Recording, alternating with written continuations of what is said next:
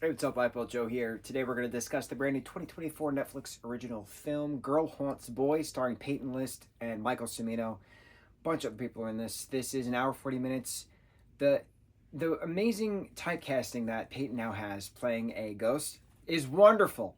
And she plays the hell out of ghosts. My goodness, between School Spirits and now Girl Haunts Boy, I cannot wait to see what ghost film, ghost TV show, ghost project she's in next. She plays a damn good ghost. Michael is just an incredible talent. He is such a wonderful human being to begin with, but he's so believable on camera, and he's so believable. He's just a genuine soul. I don't know how to say anything bad about him. He's just so wonderful and sincere and authentic and extremely talented. You know, he plays three songs in this, and it's just really cool championing someone's talents in various aspects. So the fact that he is a musician and they focus on his character of Cole being a musician, or was a musician and has not been a musician in quite some time and comes back to being a musician for various painful reasons. Having him sing his own songs and play his own guitar is so cool.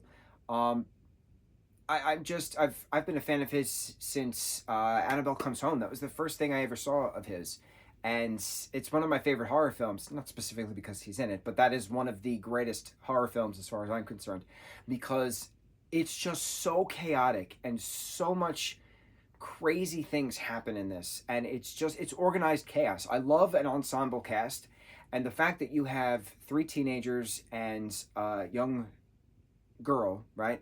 Who is played by, what's her face? Name is just escaping my brain right now. It'll come to me later. It happens. When a name I feel like I should know, it doesn't come off the tip of my tongue. But then, like, eventually throughout discussing, her name then pops back up, or his name then pops up, their name then pops back up. It'll pop up.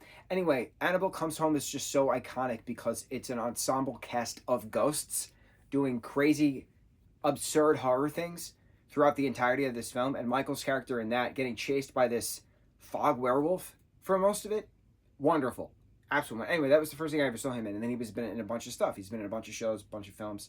He was the main character Victor in Love, Victor.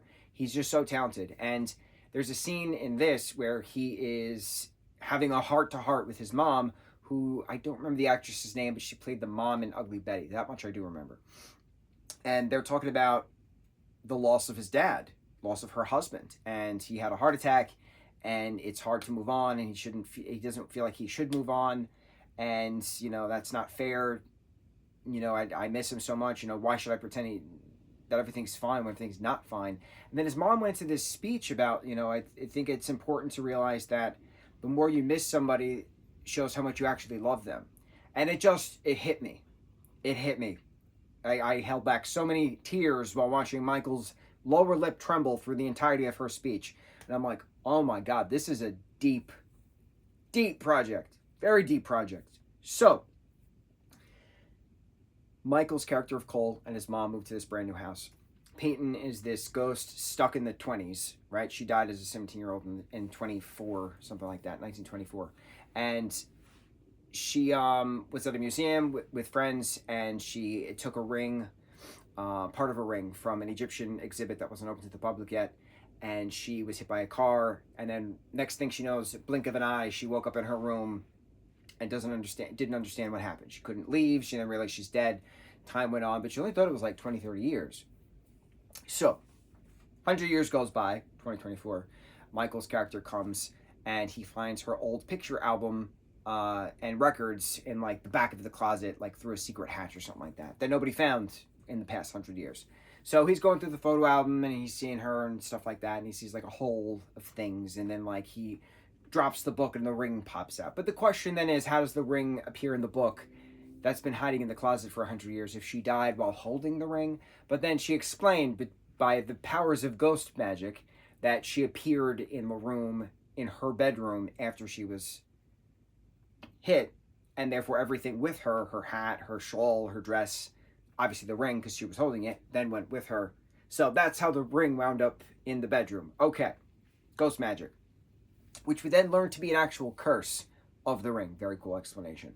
But he can only see her if he puts the ring on, and then he doesn't want to deal with the hauntedness because his dad passed away, so it's just a thing. And then eventually they come to terms where they'll be friends, and then they start to fall for each other, and then he really falls hard for her, and she's enjoying the fact that she can be human again, basically. And they find out that she becomes corporeal on Halloween, which is the day that she died, and he takes her to this great Gatsby party in the city, and they have a grand old time. And then Michael, his character of Cole, has his friend Lydia at his new school, and who's psychic, and she has this, supernatural shop with her grandfather in town. And she does some research, finding out the history of the ring and where the other half is, and how they could break the curse and stuff like that. But he doesn't want to break the curse, but that's not fair to her. It's a lot of back and forth. What's really cool about this, especially resolving at the ending, and then having her cross over, but not crossing over, because with the rings being joined together again, it was more like a reset.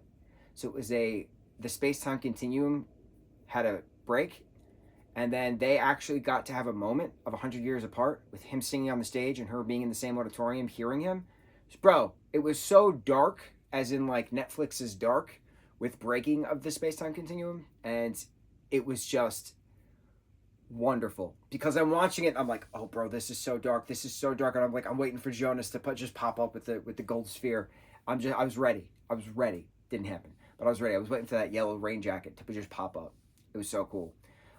The two of them have incredible chemistry together in general. The two of them are very talented as well, because Peyton has chemistry with anybody she acts with, and Michael has chemistry with anybody he acts with. It's very rare to see talent as raw as theirs, and they're both, in their mid-20s or something like that? They've been acting since they were kids. So it's really cool watching, and I've said this 1,000 times, it's really cool watching an individual grow as a human, but then also grow as an artist. And the fact that Michael got me in that scene with his mom, when his lower lip trembled, I was not expecting that. Didn't expect it. Did not to get as emotional as I did.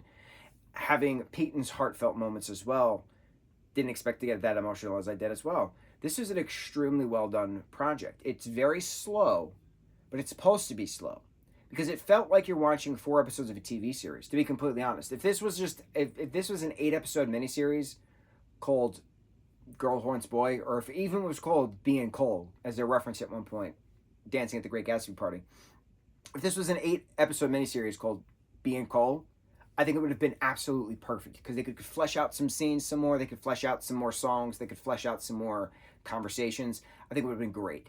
I think we should have gotten some more exploring with the two of them. I think a full episode could have been just on Halloween of her being corporeal. I think that would have been great.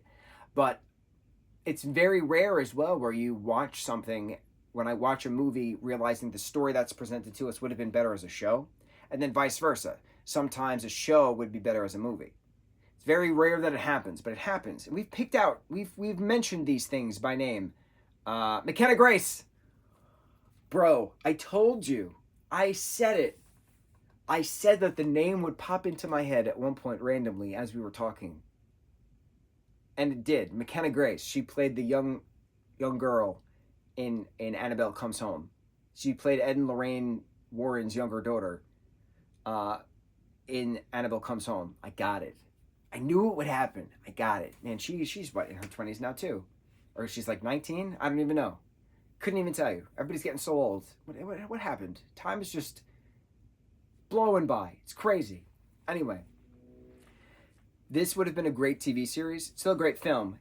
It's a slow film, but when you switch the mindset into this is 4 episodes of a TV show, it's so much better when you watch it that way. But when you watch it as an hour and 40-minute film, you're like, this is a little slow. But when you watch it as a 4-episode TV series, you're like, oh, okay. I'm right there. I like the artifact talk. I like the museum aspects. I like the conversations they had about slang from 100 years ago to present, the musicians throughout the last 100 years. It's really cool. I love the reset button with the rings coming together. It was very well done. I'm very impressed with the talent. I am going to be blasting Michael's songs through this project for many years to come.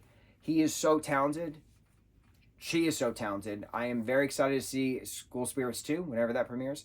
I'm very excited to see whatever the next project Michael does. He is so talented. I don't know how else to say it. He's a beautiful, gorgeous soul, incredibly talented individual. World is his. Michael Cimino forever. I'm a fan. I'm a fan. The dude's awesome. Girl Haunts Boy, awesome, spooky project. On to the next review. Which mahalo.